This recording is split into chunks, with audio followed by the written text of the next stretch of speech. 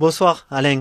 Bonsoir. Alain Ortiz, on se connaît depuis un moment déjà? Oui, tout à fait. Parce que tu es photographe, plongeur, Voilà. radio amateur. Tout à fait, radio amateur, oui.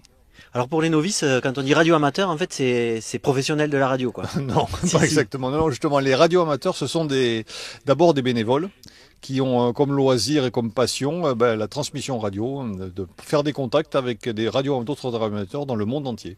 C'est des gens qui ont quand même une licence radio. Alors c'est des gens qui sont ils sont autorisés de façon officielle, hein. Ils ont une licence radio, ils ont passé un petit examen pour valider leurs compétences. Et donc c'est la NFR qui fait ça, l'Agence nationale des fréquences radio, et qui va leur délivrer une licence radio amateur avec un indicatif qui va être leur numéro de sécurité sociale, entre guillemets, et qui va les définir. Voilà. Voilà, c'est réglementé, c'est pour ça que je parle aussi de professionnel. On n'est pas amateur radio. Hein. Alors on n'est pas professionnel dans le sens où on n'est pas payé, on est bénévole, oui. Voilà, mais on est amoureux de la radio. Alors je suis venu jusqu'à Vinça pour te voir, c'est parce que tu organises donc avec bien sûr toute une équipe, une rencontre, enfin une communication radio exactement avec Thomas Pesquet qui sera lui dans la station, dans l'ISS, hein, c'est la station internationale. C'est ça, tout à fait. Et avec donc des enfants de l'école Jean Alboiteau de Vinça. Voilà, qui est une école qui regroupe bien sûr des enfants, pas que de Vinça, il y a des communes environnantes, bien entendu. Alors c'est pas une première, Thomas Pesquet le fait dès qu'il peut. Alors l'important c'est d'être à peu près dessous l'ISS, voilà, au moment où il passe. Alors l'important c'est d'arriver à avoir une fenêtre de tir, comme on dit, puisque l'ISS avance à haute altitude, à 400 km d'altitude. Et donc l'idée c'est de pouvoir le contacter, que les enfants puissent poser leurs questions. Alors ce qu'il faut savoir, c'est que évidemment, je ne suis pas tout seul, et heureusement, c'est toute une équipe, notamment le Radio Club de Perpignan, F6KBR. Et dans ce Radio Club, nous avons monté une association qui s'appelle RCA 66, le Radio Club du Conflent, en contact avec Harris. Donc qui regroupe des copains comme Christophe Candeba, FMOJ, comme Alain Darnay, F0FMP. Voilà, il faut les citer tous ces gens, voilà, parce qu'ils le méritent, il faut en profiter. Et pas que, hein, il y a tout un tas de radio-amateurs dans le département qui participent à ça, du Radio Club, bien sûr, je ne peux pas tous les citer, mais le président du Radio Club, F8BSY, Xavier, qu'on salue bien sûr. On a les présidents de la DRASEC, F1 UCG, on a, je ne veux pas tous les citer parce que j'ai Michel, HTJ, toutes ces personnes-là. Et c'est regroupé, on est aidé par ce qu'on appelle Harris. Harris, c'est en fait une émulation c'est un peu compliqué, mais c'est un groupe de travail qui fait l'interface entre des radioamateurs qui veulent aider une école à contacter Thomas Pesquet et, disons, les organismes officiels comme la NASA, etc. Voilà. Donc Harris, c'est important de le citer également. Alors là, on entend des codes. Alors c'est les fameuses immatriculations. Enfin, comment vous appelez ça, les fameux. Oui, c'est notre numéro en fait, l'indicatif qui est délivré par l'autorité. Et après, vous avez tout un tas de codes pour vous dire bonjour. Oui, comment on dit bonjour, par exemple? Bonjour. Non, sérieux. Mais 73, ça veut dire quoi? 73, c'est des amitiés. D'accord, les amitiés. Mais en fait, ces codes-là, ils servent surtout quand on ne parle pas la langue d'un pays. Par exemple, puisqu'on contacte le monde entier, quand on ne parle pas la langue, évidemment, c'est plus facile d'avoir ces codes. Donc on a plusieurs codes, le code Q, et puis ce que tu dis, la 73, ça fait partie de ces codes. Ouais. Donc on va revenir sur la connexion avec Thomas Pesquet, mais parce que le monde de la radio, c'est un univers immense. Il faut savoir qu'aussi vous faites partie de la sécurité civile, c'est-à-dire qu'en cas de problème, de rupture de la normalité des communications, la préfecture, le préfet vous appelle, vous et peut-être d'autres. C'est ça. Vous en priorité, parce que vous êtes un des meilleurs. Non, parce qu'en fait... Si, quand même. Non, tu plaisanteries mis à part. Dans le décodage de morse. Oui, mais plaisanteries mis à part, en France, tu as la Fédération nationale des radioamateurs au service de la sécurité civile, la FNRASEC, qui est au plan national, qui décline dans chaque département. Tu as des ADRASEC, des associations départementales de radioamateurs au service de la sécurité civile, qui, sous les ordres du préfet, peuvent intervenir en cas de, comme tu l'as dit, de catastrophe, de chute d'avion pour aller chercher les balises, pallier au niveau des communications en cas de perte par exemple de réseau, en cas de perte d'énergie électrique. On va faire appel à nous et nous avons une convention aussi avec le SDIS 66. Donc on est une trentaine de radioamateurs dans le département. C'est-à-dire les pompiers. Les pompiers. On est une trentaine de radioamateurs au service de la sécurité civile. On va intervenir dans ce cadre sous la demande du préfet. Voilà, recherche d'épaves, enfin recherche de balises. Et éventuellement, puis, on met disons, à la disposition du préfet nos moyens de communication qui, eux, sont autonomes et donc qui n'ont pas besoin de réseau électrique, de réseau GSM, etc. Donc vous êtes capable de décoder du morse sans stylo, à l'oreille. Bien sûr, oui. Vous écoutez, vous bip bip bip bip bip bip et vous voyez des lettres en fait. Voilà, tout à fait. Bien sûr. Ça, enfin, la plupart des radioamateurs le font. Enfin, dans le radioamateurisme, il y a beaucoup de choses. Il y a des gens qui font du satellite, il y a des gens qui font de la télévision, de l'image, il y a des gens qui sont passionnés par le morse. On a toutes ces compétences-là. Et bien sûr, on a des personnes, dont je fais partie, puisque moi je suis un passionné de morse, qui peuvent détecter à l'oreille. Ça, oui, bien sûr. Mais... Alors on vous voit en pleine nature avec une antenne, il y a plusieurs sortes d'antennes, il y a des antennes râteaux comme les qu'on avait avant des télés qui permettent de diriger, c'est ça? C'est ça. Alors en fait, ces antennes, elles correspondent à des fréquences qu'on utilise. Des longueurs d'onde. Voilà, des longueurs d'onde si tu veux, qui nous sont allouées par l'autorité, toujours pareil, puisqu'on ne peut pas émettre sur n'importe quelle fréquence. Bien sûr. Et on a des fréquences qui vont nous permettre d'émettre et de recevoir, de contacter des gens dans le monde entier. On a des fréquences qui vont nous permettre, mais en fonction aussi des périodes de jour, de nuit, elles passent pas tout le temps. On a des fréquences qui vont nous permettre, par contre, qui sont plus petites, qui vont nous permettre de contacter les gens dans un rayon de 100 à 200 km, ça de jour comme de nuit. On a des fréquences certains radioamateurs les utilisent pour envoyer des messages via la Lune, en se servant de la Lune comme réflecteur, ou des essaims de météorites, par exemple aussi, en se servant de ces réflecteurs.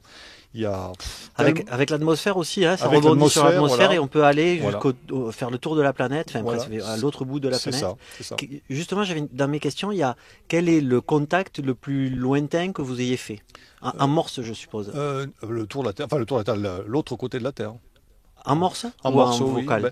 Personnellement, sur une des dernières émissions qu'on a fait au sommet du Canigou, j'ai contacté l'Australie.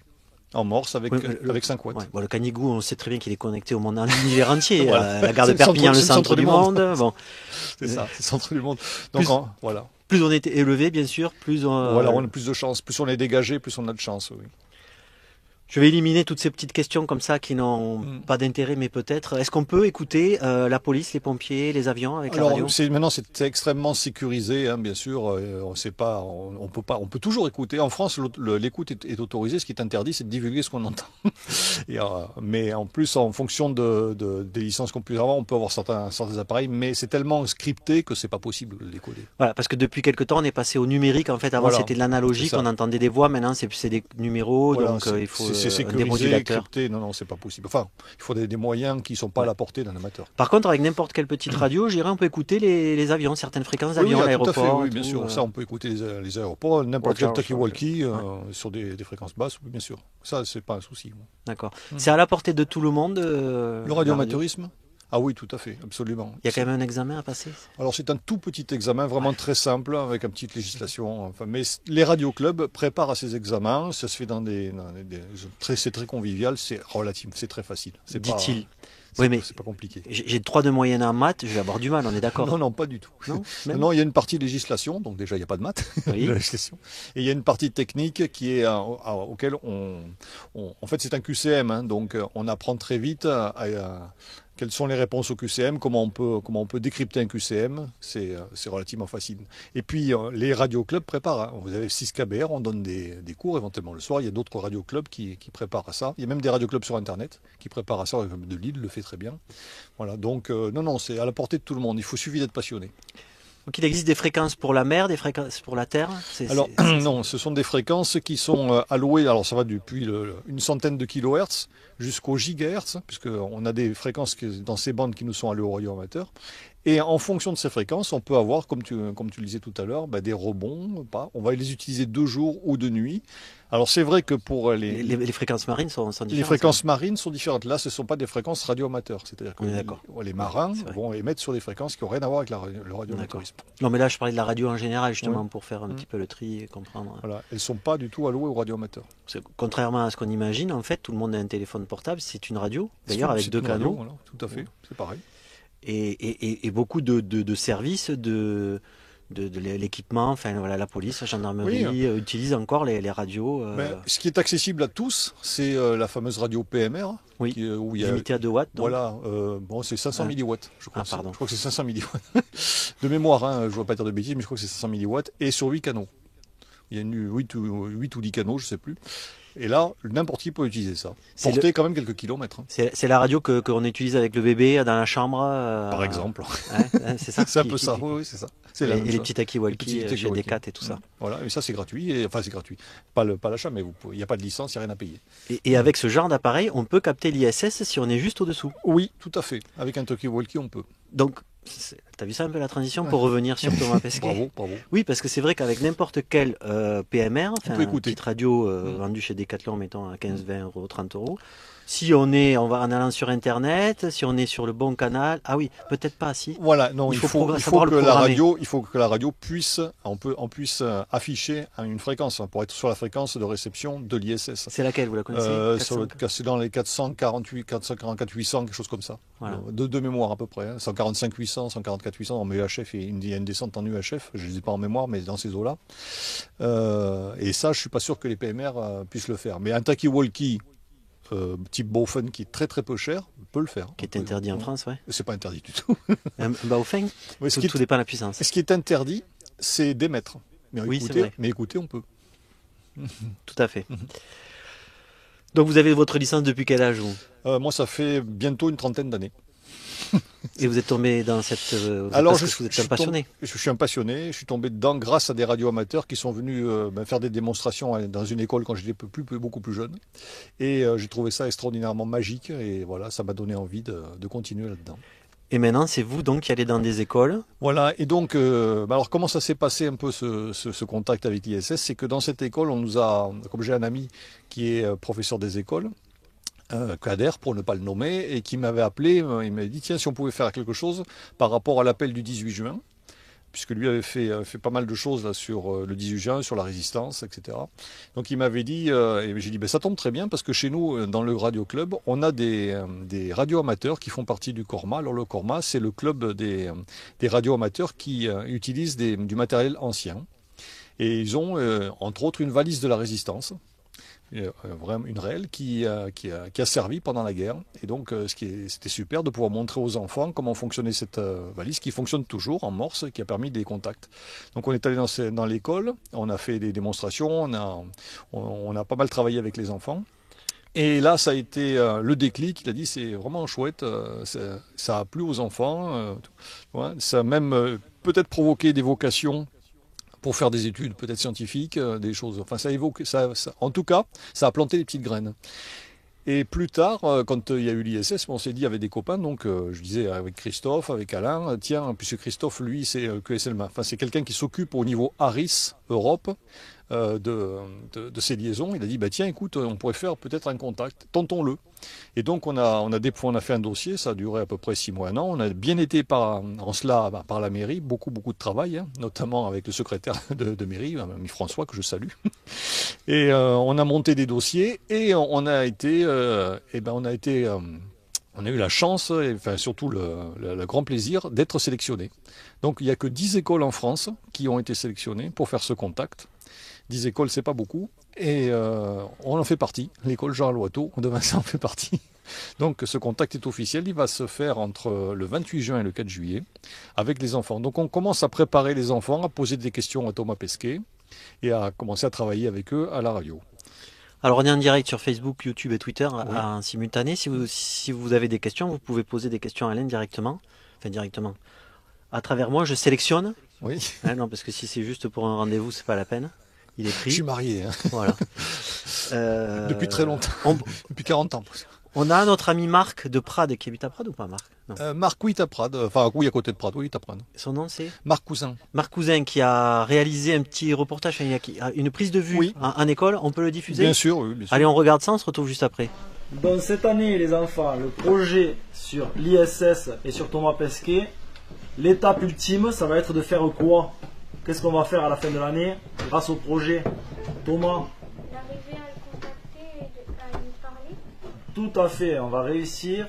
On a été sélectionné pour pouvoir lui parler dans l'espace. Et il est dans quoi? Comment ça s'appelle là où il est? Où il va aller? Parce qu'il n'est pas encore parti. Dans le lieu. Non, il va pas dans la Lune. Mathéo? Dans l'ISS. Dans l'ISS.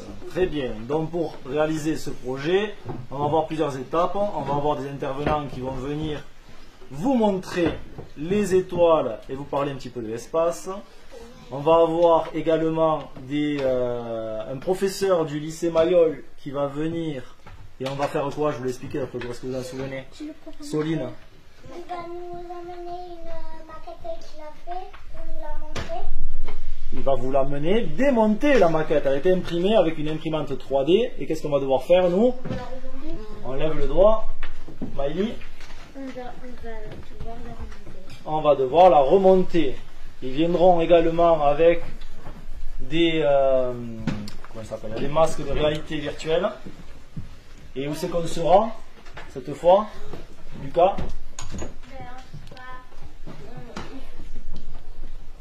On sera où? La station spatiale. On sera dans la station spatiale. D'accord? On fera comme si on était un astronaute.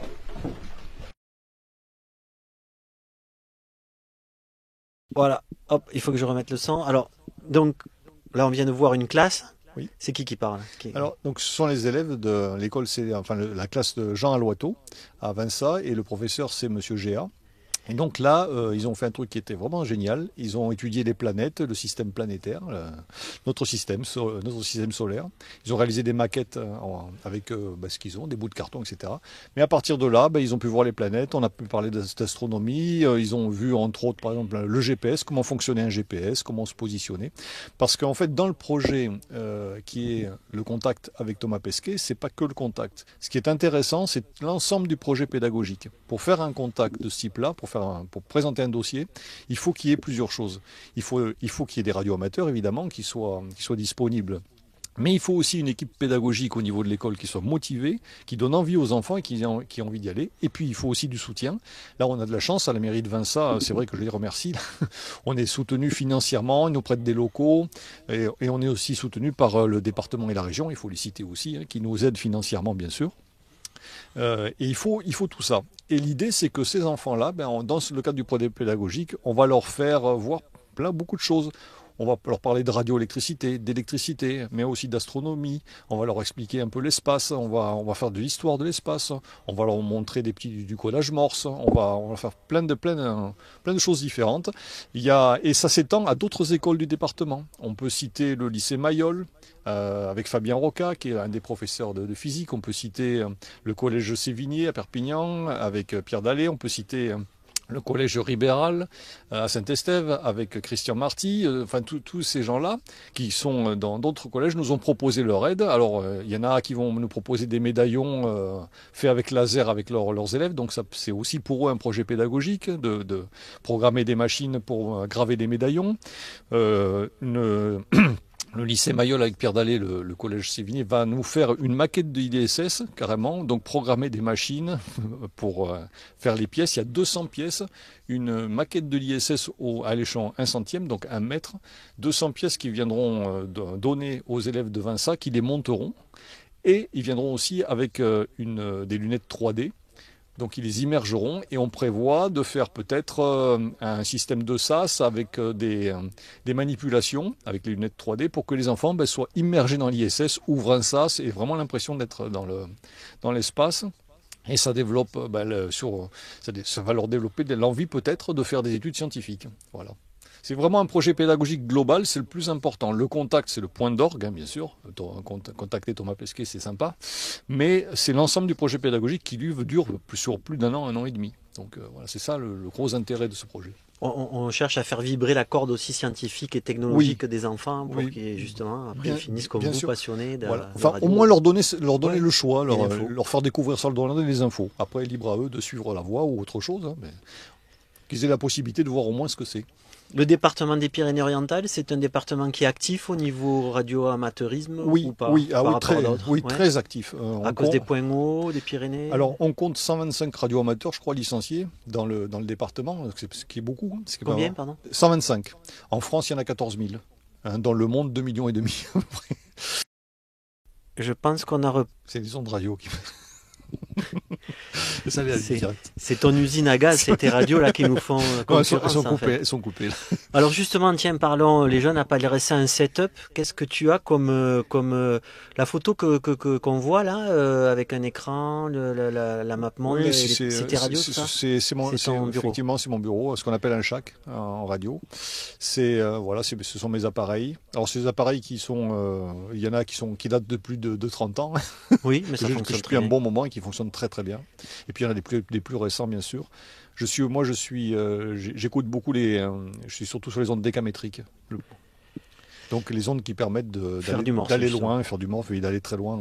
Alors pourquoi on va loin avec le morse? Parce qu'effectivement c'est plus facile à comprendre un bip bip bip que des mots. C'est pas le morse qui va loin. Ça c'est en phonie on va aussi loin. Mais ce qu'il y a c'est que c'est beaucoup plus difficile de comprendre une parole, un langage. Quand il y a de la friture. Quand il y a de la friture par exemple que de comprendre juste un ti ou un ta. Voilà. C'est plus facile de décoder.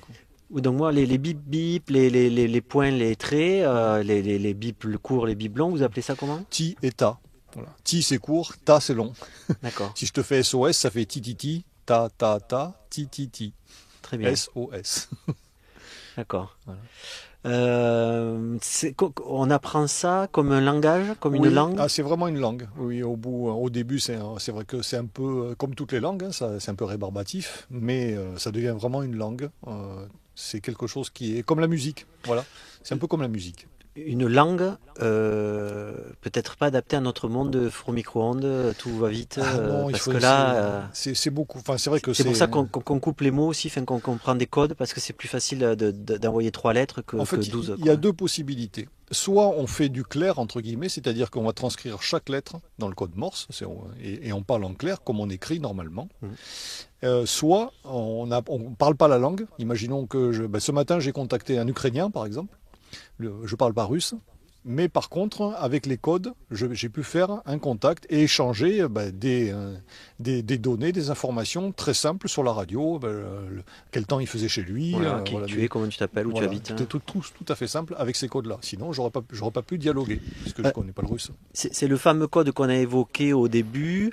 On utilise aussi les codes de la Citizen Band américaine, là, ou pas? Oui, c'est des codes qui sont communs. C'est ce qu'on appelle l'alphabet. Le fameux alphabet, alpha, bravo, Charlie, delta. Oui, on utilise ça, bien sûr. Ça vient des militaires au départ? Je crois. Alors, historiquement, je ne suis pas sûr. Mais je pense que ce sont les militaires. De toute façon, tout vient souvent des militaires. Souvent. Et ils développent des solutions et après on les utilise. Je suis pas sûr quand même. Ça, il faut le vérifier. En fait, la Citizen Band, c'est une mode, un truc qui était spécifique aux États-Unis qui est arrivé en France dans les années 80-90 et qui est tombé en désuétude et je trouve ça dommage parce que finalement c'était une pépinière de radio amateur. Beaucoup de gens commençaient par ça et venaient vers le monde radio amateur. Alors justement, on va finir par le setup et après on va parler sérieux. Donc dans ce bureau que vous avez des scanners, vous avez des radios, qu'est-ce qu'il faut? Il faut un micro, des haut-parleurs. Il faut juste mais pour peu d'argent, parce que bon là évidemment là ça fait 30 ans que je suis radio, donc effectivement j'ai un petit peu investi, mais on peut débuter avec du matériel très très peu cher. On peut le construire soi-même, des petits émetteurs qui sont de l'ordre de quelques dizaines d'euros, avec une petite clé. Et on peut faire de l'émission radio amateur sur des fréquences, et on peut faire le tour du monde avec très peu de puissance. On peut le construire soi-même, des petits émetteurs Morse. En phonie, c'est un peu plus compliqué, mais en Morse, on peut très bien faire. On le fait faire. Oui, il y a des tutos d'ailleurs sur YouTube. Des tutos, bien sûr. C'est vraiment pas cher. C'est vraiment la base de la radio. C'est la base de la radio. C'est pour ça que c'est le jour où il y aura plus rien. C'est le truc qui va résister. Oui. C'est tout. Ça peut se bricoler. Tout à fait. C'est le truc qui va résister. D'où l'importance encore d'avoir des gens compétents comme vous pour l'armée, pour la sécurité, la préfecture. Et je crois savoir que dans l'armée, on forme toujours des gens à la radio. En Morse, bien sûr. Ouais. Oui, ils n'ont pas abandonné. Oui, au cas où. Au cas où. Donc le setup de base, quand même, le mieux c'est d'avoir un micro. Alors, on peut commencer par un micro, un petit émetteur-récepteur, un petit Toki, on n'a pas besoin de micro, qui regroupe le tout. Une antenne sur le toit quand même? Pas forcément, on peut faire avec un petit Toki et nos relais, les relais qui sont, et on va faire de très bons contacts déjà. On va travailler là-dessus. Et on peut surtout aller au radioclub. Les radioclubs comme le radioclub de Perpignan. Et sur F6KBR, vous allez sur le net, vous tapez vous tapez F6KBR au radioclub de Perpignan, vous allez trouver toutes les informations. Et là, pour l'instant, évidemment, avec la crise sanitaire, on ne peut pas y avoir accès, mais les jeunes qui viennent ont accès au matériel qui est là-bas. Ils peuvent l'utiliser, du matériel qui est très performant, et donc faire de bons contacts dans le cadre d'un radioclub, sans investir eux-mêmes chez eux. Ah, pour s'initier. Voilà, tout à fait. Moi-même, j'ai visité le radioclub. Voilà, tu es venu, ouais, tu as vu. Il y a chacun a sa personnalité, sa passion, sa spécialité. Chaque jeune va trouver un tonton, un parrain, un papa là-bas, quelqu'un qui va le prendre sous son épaule et lui expliquer tout ça. Bien sûr, avec plaisir. Alors, justement, moi, j'entends souvent des jeunes se plaindre que les radios amateurs, c'est un milieu fermé, parce que c'est compliqué d'y rentrer. Il y a beaucoup de gens il faut franchir le pas de passer cette autorisation, cette licence en fait. Oui, mais on peut très bien déjà ce qu'on fait le plus souvent, c'est qu'on commence à les faire, à les aider, à leur apprendre bien sûr la radio, mais à les aider, à les leur faire manipuler ou à les faire parler à la radio sous l'échelle sous l'aile d'un radio amateur. On peut faire des essais en PMR déjà pour leur apprendre un peu le trafic, on peut les faire écouter. Un radio amateur, c'est avant tout un écouteur, hein, et on écoute beaucoup plus qu'on aimait, parce que d'abord pour pas perturber les autres, pour entendre ce qui se passe, etc. Donc il faut pas avoir peur de cette petite licence qui est vraiment pas compliquée du tout. Donc pour vous, vu de l'intérieur, c'est pas un milieu fermé, c'est ouvert. On est ouvert, bien sûr. Vous avez du mal à renouveler quand même, non, alors effectifs? Oui, bien sûr. Effectivement, on est dans une période difficile pour nous. Parce que effectivement, il y a tellement de concurrence entre guillemets. Ouais. Mais c'est sûr que quand on a testé Snapchat, avec TikTok, Internet, les téléphones, etc. C'est pas pareil. C'est pas pareil. Voilà, c'est pas pareil. Mais c'est un milieu qui est très. On va dans la preuve, on va dans les écoles. On essaie de s'ouvrir. Chaque fois que l'on peut, on fait des démonstrations. On est vraiment... ceux qui veulent venir nous voir, venez. On est prêt à vous montrer, à vous guider, à vous aider si ça vous intéresse. Avec grand plaisir. Oui, c'est vrai, moi j'ai été très bien accueilli. Bien sûr. Et puis encore une fois, il y a aussi des gens qui font des formations sur YouTube aussi. Oui. Si on veut, on peut. On peut, voilà. Il faut en avoir envie, mais c'est un monde qui est fantastique, vraiment. C'est un monde il y a la partie technique qui est intéressante, mais il y a aussi les relations qui se lient entre les radioamateurs. Je te parlais ce matin, j'étais avec un Ukrainien, un ami Victor, que je connaissais pas. On a échangé et je me dis, ce qui est fantastique, c'est que quand je me rentre en contact avec un radioamateur que je connais pas, je sais qu'au bout, j'ai un passionné aussi, qui est aussi content du contact que moi, et on peut échanger des données, on peut échanger la communication, c'est ça. Et ça aide aussi à avoir des communications et des liens de fraternité avec les radioamateurs du monde entier. Oui, parce que c'est un peu le concept de l'aventurier. Vous explorez les ondes, vous explorez l'espace, vous captez des ondes et vous tombez chez quelqu'un, vous découvrez, vous voyagez à travers les ondes. On voyage à travers les ondes. D'ailleurs, vous avez un rituel qui est je ne sais pas si ça se fait toujours, d'envoyer une carte postale avec votre identifiant là. Alors ça peut se faire sous plusieurs formes. Maintenant, on s'est modernisé aussi. On peut le faire sous forme électronique. D'accord, maintenant par mail. Par mail, mais on le fait aussi sous papier. Ça, j'en ai quand même. Tu en as vu d'ailleurs au Radio Club, il y en a beaucoup.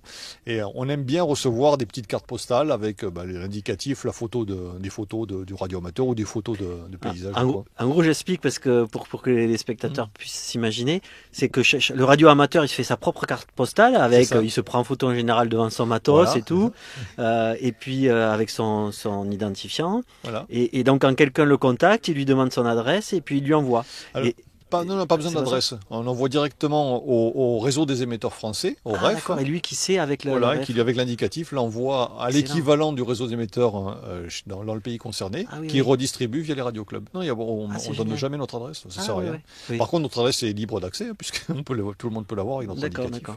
Voilà. Et un vrai radio-amateur, il va vous sortir toutes ces cartes, il dit regarde, en 89, j'ai contacté parce que il y avait parce que c'est vrai que ça dépend aussi de la météo. Comment on appelle ça, magnétique, solaire. Oui, c'est l'activité solaire. L'activité solaire, il y a des années plus faciles. Il y a des cycles de 11 ans. Avec des hauts et des bas sur 11 ans. Voilà. Donc il y en a qui réalisent des exploits, quoi. C'est ça. Parfaitement, il y en a qui avec très très peu de puissance vont faire des distances incroyables. C'est presque du sport de haut niveau, quoi. Il y a un aspect sportif. Oui, non, mais c'est clair. Dépassement de soi.